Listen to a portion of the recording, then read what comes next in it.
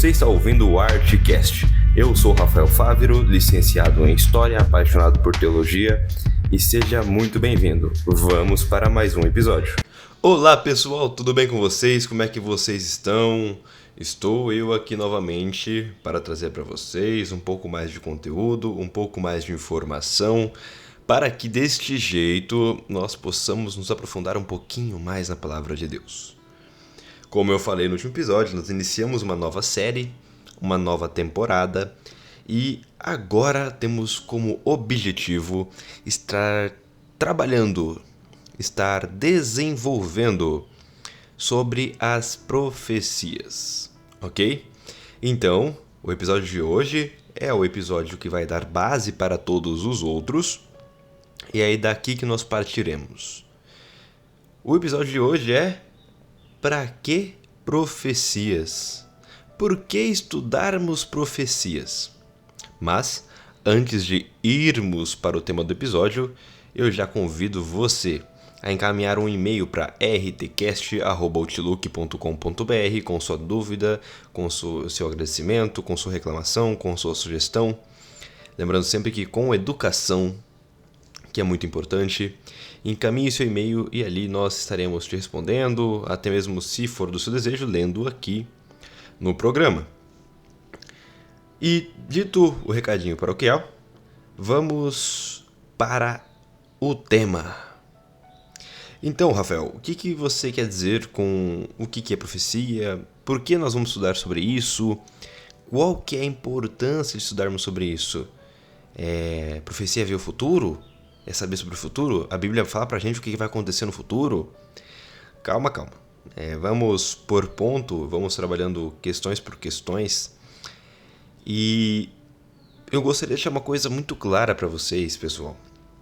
Que quando falamos sobre profecia, Deus nos deu sim algumas informações muito interessantes com relação ao tempo do fim, com relação à sua vinda, com relação aos acontecimentos finais deste mundo. É fato, a Bíblia nos mostra isso mesmo. Contudo, é sempre bem importante a gente analisarmos e pensarmos até criticamente. Por que Deus me mostraria o futuro? Que vantagem teria eu de saber o que vai acontecer no futuro? Eu gosto sempre de colocar uma condição, uma questão, quando a gente vai olhar para a perspectiva de profecia. Se eu chegasse para você, amigo, se você fosse casado e eu chegasse para você e falasse bem assim: olha, Deus me revelou o futuro e eu sei que o seu casamento vai dar errado. Vai dar muito errado, porque assim disse o Senhor. Qual que seria a sua reação? Qual seria o seu posicionamento? O posicionamento mais comum é que, bom, como vai dar errado, e aí, então eu não vou mais me esforçar, não vou fazer mais nada, não ter mais nenhum esforço, porque vai dar errado, então não importa o que eu faça. Se Deus já falou que vai dar errado, então não tem por que eu me esforçar. Então você vai colaborar e contribuir para que dê errado. E o oposto também aconteceria um relaxo. Se eu falasse para você: olha, Deus premeditou sobre você, Deus me mostrou que o seu casamento vai dar certo, que não há nada que possa estragar o seu casamento. E a ação normal das pessoas seria também relaxar, já que vai dar certo, por que eu vou me esforçar? Se Deus já disse? Então, para o ser humano, que nós somos falhos, pecadores, não tem muito sentido nós soubermos sobre o que vai acontecer no futuro. O ser humano ele não reage muito bem. Então, por que Deus nos deu as profecias? Qual que é o sentido delas? Bom, o intuito do podcast de hoje são alguns. Entender, os preceitos básicos sobre profecia, também compreender as ferramentas que nós vamos utilizar para a interpretação profética e também estabelecermos o motivo pelo qual a metodologia de estudo de profecia que nós escolheremos é a que nós vamos escolher e o porquê nós vamos escolher essa metodologia e não as outras. Então, beleza. A princípio, a primeira ferramenta que nós vamos utilizar para estudarmos sobre profecias é a Bíblia Sagrada. Obviamente que nós vamos ter que dar uma passadinha sobre ela. Então, o que a Bíblia diz sobre ela mesma? Eu já trabalhei com vocês isso em um outro podcast, já trabalhei isso com vocês em um outro tema, mas eu gosto de pelo menos estar passando com vocês aqui agora, rapidamente, sobre o que a Bíblia fala sobre ela mesma. Em João 8,32, a Bíblia fala: conhecereis a verdade e a verdade vos libertará. Em João, no capítulo 17, versículo 17, diz bem assim: santifica-os na verdade e a tua palavra é a verdade. Então, se a verdade nos liberta e a palavra de Deus é a verdade, então a palavra de Deus nos liberta. 2 Pedro, capítulo 1, versículo 21, também nos traz mais uma informação interessante. 2 Pedro, capítulo 1, versículo 21. Porque nunca jamais qualquer profecia foi dada por vontade humana, entretanto, homens falaram da parte de Deus movidos pelo Espírito Santo. E por fim, 2 Timóteo 3, do verso 14 ao verso 17, 2 Timóteo 3, verso 14 ao verso 17, diz bem assim: quanto a você, permaneça naquilo que aprendeu e em que acredita firmemente, sabendo de quem você o aprendeu, e que, desde a infância, você conhece as sagradas letras, que podem torná-lo sábio para a salvação pela fé em Cristo Jesus. Toda a Escritura é inspirada por Deus e útil para ensino, para repreensão, para correção e para educação na justiça, a fim de que o servo de Deus seja perfeito e perfeitamente habilitado para toda boa obra. Então, a Bíblia é a palavra de Deus, ela é a verdade, ela nos liberta e também toda ela é válida. Ou seja, que quando nós trabalhamos a Bíblia num conceito, não tem essa de separar Antigo Testamento de Novo Testamento. Alguns, até em termo pejorativo, chamam de Velho Testamento, para dizer que não é importante. Estão tremendamente errados. O termo correto seria Antigo Testamento, e ele não é menos importante que o Novo, porque afinal, se não existisse o Antigo Testamento, o Novo jamais existiria, porque o que está descrito ali no Antigo Testamento é de grande importância. Lembrem-se disso. Cristo utilizava o Antigo Testamento para pregar, Paulo utilizava o Antigo Testamento para pregar, então toda a base do ministério apostólico e até do próprio Cristo, ele vem do Antigo Testamento. O que Cristo condena, e sempre condenou lá no Novo Testamento, é a maneira incorreta com que os fariseus se utilizavam da lei. Mas não tem nenhuma crítica com relação ao que está escrito, ok? Então, nós temos por base que a Bíblia é a verdade e é a palavra de Deus. Então, vamos ver o que a Bíblia mesmo fala sobre profecia. João, voltemos para o apóstolo João, João 13, versículo 9. João, capítulo 13, versículo 9. Perdão, versículo 19. Olha o que Jesus disse: desde já lhes digo isso, antes que aconteça, para que, quando acontecer, vocês creiam que eu sou. E agora vamos voltar para o capítulo 5, versículo 34. João 5, versículo 34, Jesus novamente informando: eu, porém, não recebo testemunho humano, mas digo essas coisas para que vocês sejam salvos. Então, o que Jesus vem nos dizer, o que Jesus vem nos falar, primeiramente vem pela parte de Deus, em segundo lugar é para motivos de salvação, que é importante. O conhecimento nos ajuda a tomarmos decisões melhores, com base no que o Espírito Santo nos instrui. E terceiro, com base em João, no capítulo 13, vamos voltar lá rapidinho, versículo 19. João 13, 19, que diz: desde já lhes digo isso antes que aconteça, para que quando acontecer vocês creiam que eu sou. Então, profecias, queridos, o principal ponto sobre profecias não é sabermos o futuro. Deus nos revela os atributos da profecia, principalmente porque dentro do estudo profético ele serve para que quando nós compreendamos ele, para o acontecimento, quando acontecer, nós entendamos que Deus está no controle de tudo. Então, por que Deus falou sobre a destruição de Jerusalém para os discípulos? Para que eles ficassem esperando a destruição de Jerusalém? Não. Ele falou que para que quando acontecesse a destruição, os discípulos falassem, nossa, Jesus mesmo já nos tinha informado sobre isso.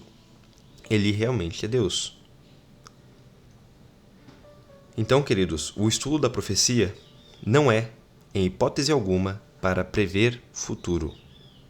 Estudo de profecia não serve para tentarmos direcionar ou pensar ou dizer alguma coisa ligada ao futuro. Bom, estudando profecias vou saber quando e como vão acontecer tais coisas. Não. O verdadeiro entendimento sobre profecias somente vai acontecer após a sua efetivação. Ou seja, quando a profecia acontece, nós realmente vamos entendê-la. Depois do seu cumprimento. Antes disso é só especulação. Segundo ponto, não temos motivos para a gente saber do futuro, a não ser que o motivo que Cristo deixou aqui. O acontecimento, o fato das profecias se tornarem em fatos históricos, nos mostra que Deus está no controle de tudo e que as próximas promessas que Ele nos fez irão acontecer. Beleza? Show? Entenderam isso? Ok. A segunda ferramenta que nós utilizaremos é a história. Por que a história, Rafael? Porque dentro da metodologia de ensino que nós vamos utilizar, as profecias elas percorrem por toda a história humana. Então, algumas profecias de tempo, que têm um tempo estipulado para acontecer, o tempo de duração, elas se concretizaram já na história. Muitas delas, para ser específico. Nós temos as 70 semanas de Daniel, os 1260 dias de Daniel também, mas também aparece em Apocalipse essa mesma profecia. Nós temos, se eu não me engano, são 1190 anos também que aparece em Daniel. Então nós temos inúmeras profecias de tempo que já deram sua efetivação. Então, como essas profecias já deram sua efetivação, então nós trabalharemos elas. Nós trabalharemos os pontos que elas nos mostram pela história e como a história comprova que elas aconteceram de verdade. Então, para exemplificar, eu trouxe aqui para vocês, dessas profecias que aconteceram perante a história, eu trouxe um exemplo, é um exemplo rápido, é um exemplo prático e eu não vou explicar sobre como interpretar essa profecia agora. Eu vou deixar para explicá-la depois, mas eu vou mostrar para vocês apenas um exemplo de uma profecia bíblica que se concretizou durante a história. Existe em Daniel uma profecia chamada Profecia das 70 Semanas. Dentro do estudo profético, vocês vão entender que um dia vale por um ano, um dia profético equivale para um ano. Ou seja, 70 semanas são 490 dias. 490 dias, convertido em anos, são 490 anos. Dentro do estudo profético, a Bíblia vai nos informar que o tempo de início dessa profecia seria a ordem de restauração do Templo de Jerusalém. Essa ordem de restauração ela acontece no ano 457 a.C., quando o rei Artaxerxes manda edificar o templo. Tiveram 3 ordens, mas esta foi a mais concreta, essa que foi realmente que deu base para todo o início da restauração do templo. Aí a profecia vai nos dizer que são 69 semanas, 62 mais 7 semanas, até o ungido. E quando nós olhamos dentro do período histórico, quando a gente pega de 457 a.C. e estendemos 69 semanas, que equivalem a 483 anos, nós vamos dar no ano 27 depois de Cristo. O ano 27 depois de Cristo, nós temos o batismo de Jesus Cristo. Então, olha, ela fala 62 mais 7 semanas até o ungido. E exatamente 483 anos depois, Jesus Cristo se batiza, depois da ordem de restauração do Templo de Jerusalém. Olha que legal. Aí também vai falar que o ungido seria retirado deles, ele faria aliança com muitos, e no meio da semana, da última semana, ele faria cessar o sacrifício do santuário. Quando que Cristo faz cessar os sacrifícios do santuário? Quando ele mesmo entrega a sua vida por nós, sendo o sacrifício perfeito, sacrifício esse que que nos valida para podermos acessar o céu novamente, pela graça que Cristo nos fez na cruz do Calvário. Então, quando Cristo morre, o Cordeiro de Deus que tira os pecados do mundo, morre na cruz do Calvário, nós temos, então, no ano 31, 3 anos e meio depois do batismo de Cristo, exatamente quando a gente pega 7 dias e divide pela metade, são 3 dias e meio. E 3 anos e meio depois do batismo de Cristo, Cristo morre na cruz do Calvário, dando fim ao sistema de sacrifícios. E no final da semana é dito que seria fim do tempo para os judeus. A profecia fala, 70 semanas são determinadas sobre o meu povo. Esse seria o tempo que o povo judeu teria como basicamente o povo da aliança. E quando nós olhamos para 490 anos depois da promulgação de ordem de restauração do templo e das muralhas de Jerusalém, no ano 457 a.C., 490 anos depois, lembrando que não existe ano zero, então você tem que fazer 457 negativo mais 490, mais 1, porque sempre conta o ano zero e nós não temos ano zero na história. Nós vamos dar no ano 34 depois de Cristo. O que acontece, Rafael, no ano 34 depois de Cristo? O apedrejamento de Estevão, o início de pregação dos gentios por Paulo e a conversão de Paulo. Esses fatos nos mostram, também tem a pregação de Pedro a Cornélio. Todos esses acontecimentos começam a ter base no ano 34 depois de Cristo, quando acabam as 490 anos ou 70 semanas de Daniel. Olha que legal. Então, como é que eu cheguei a esse resultado, a essa interpretação? Isso nós não vamos ver hoje. Esse é assunto para outro dia. Porque nós vamos chegar nesse assunto e não vai demorar muito. Então tenha paciência, porque nós vamos chegar lá. E qual que é a outra ferramenta, Rafael? Nós temos a terceira ferramenta, que é a ferramenta chamada arqueologia. Ela ajuda para dar base para a segunda ferramenta, que é a história. A arqueologia, ela nos tem dado luz para muita coisa, que nós não tínhamos conhecimento ou que a gente tinha dúvida. Um exemplo que até o século XIX, comecinho do século XIX, não se tinha muita base da existência de Jerusalém. Na verdade, tínhamos como um mito, assim como Troia. Era um mito, e descobriram que existiu Troia. Então, os críticos, a alta crítica da Bíblia, falava que a Bíblia não era verdade, porque falava de uma cidade que era Babilônia, que era cortada pelo rio Eufrates, e andavam de ponta a ponta o rio Eufrates e não encontravam Babilônia. Eles não encontravam e falavam, olha, viu, a Bíblia é uma farsa, porque nós andamos de ponta a ponta e não encontramos Babilônia. Só que, no final do século XIX, Robert Coldewey descobre as ruínas de Babilônia. Então, e a única coisa que tinha de referência à Babilônia, historicamente falando, antes da descoberta de Robert Coldewey, das ruínas ali de Babilônia, era a Bíblia e alguns historiadores como Heródoto, por exemplo, que falava de Babilônia e dos jardins suspensos dela. Então, olha, a arqueologia ela aumenta a luz sobre a história e que nos dá mais fatos e base para estudar melhor as profecias. E por fim, a quarta ferramenta e última, e não menos importante, são os textos originais. O recurso ao texto original ele é importantíssimo até para a gente entender por que o texto foi escrito daquela forma, por que aquele tipo de construção, por que nós estamos vendo essa linha trabalhada, porque, por exemplo, no Apocalipse são 7 igrejas, são 7 selos, são 7 trombetas, e aí muda o sistema um pouquinho, depois volta às 7 pragas. Por que a Bíblia trabalha nesse conceito de números? Por que a Bíblia trabalha em conceitos de organizações diferentes, por que a Bíblia trabalha dessa forma? Então, a ferramenta das línguas originais ela vai nos ajudar a ter mais luz e mais facilidade para entender alguns pontos. E, bom, quais são os métodos que existem de interpretação profética? Pelo menos os mais famosos, né? Nós temos o preterismo, ou método histórico-crítico.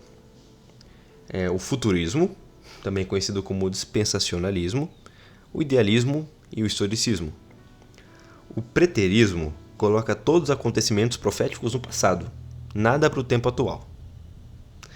E vão colocar o chifre pequeno como Antíoco IV, Antíoco Epifânio IV, vão colocar os acontecimentos tudo no passado. Também temos o dispensacionalismo, que quebra a história em dispensações e falam que os acontecimentos relacionados às profecias estão todos para o futuro. Todos para o futuro. Ainda falam de arrebatamento secreto, entre outras questões. O idealismo ele é uma forma do preterismo um pouquinho diferenciada, mas segue a mesma vertente. E por fim, o historicismo. Ele é um método que usa a história para compreender as profecias. Ele entende que as profecias são lineares e elas vão acontecendo conforme a história humana passa. Então, algumas profecias já ocorreram e outras ainda estão para acontecer. É um método que Isaac Newton utilizava, é um método que os apóstolos viam também. Então, o método historicista é o método mais antigo de estudo da Bíblia. Ele é o mais antigo e se utiliza da história. A Bíblia acontecendo, permeando a história humana. E é esse método que nós vamos utilizar. Nós vamos utilizar o método historicista, porque ele se utiliza da história, porque ele entende que a Bíblia acontece, as suas profecias, durante a história humana, e que as profecias acontecem para que nós tenhamos entendimento de que Deus está no controle de tudo. Então, por esse que nós vamos utilizar o método historicista. Então, é basicamente isso. Nós vamos estudar as profecias através do método historicista, utilizando 4 ferramentas, que é a Bíblia, a história, a arqueologia e as línguas originais. E nesse conceito, também vamos sempre buscar um lado espiritual, porque não tem sentido estudar uma coisa da Bíblia sem olhar para uma vertente, uma importância de nós tomarmos algumas decisões.